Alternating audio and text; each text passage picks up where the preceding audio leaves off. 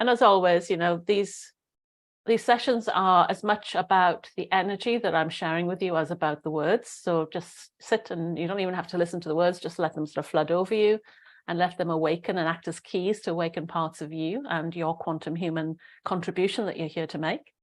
But as a quantum human, the people I'm looking to reach are people who are ready to step into their spirituality, but in a way where they are practical and logical at the same time. So bringing the two together so that we can become quantum humans, basically, not just a healer, not just a very clever person, but bring them together and let's see what we can make when we have those two things switched on. And the conversation that we've had for the last couple of weeks kind of was a kind of test in a way, or a case study. We noticed that we had an issue with spiritual bypassing on the increase, despite the amount of websites and videos and books that are now available, which is more. 30 years ago, you didn't have a section in the bookshop that said spirituality section.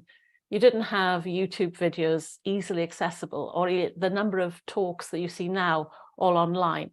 All of these things we never had access to. You had to be really determined to find it. And it was all by word of mouth of good teachers handing on books and really connecting with each other. So now that we've got this more freedom of information flowing, how come spiritual bypassing is on the rise, and how come loneliness and depression and all these other things are getting worse? So that's kind of what we've been talking about for the last few weeks. So if you think about it, the first week I just posed the question.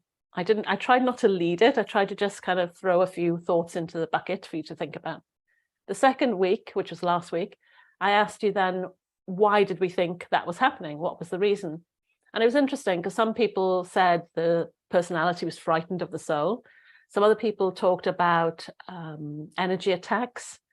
And the thing is, each of us would have looked at that problem with different lens, with different eyes. So what I wanted to sort of summarize on that is that this separation that we have when we look at things can be our consciousness, which could be victim or abundance. It could be soul versus personality. So everything we're doing, if we really want to become a quantum human, we have to become deep thinking, but also very discerning about our own bias, I guess, towards what we're looking at and how we're processing it. So your bias is probably your specialty, if that makes sense. If you've watched any of the other videos, we talk about make your mess your message. Then your bias might actually be your lens that you can see the problem through, which could be your expertise and what you're here to share with others. So I just wanted to say that before we moved on.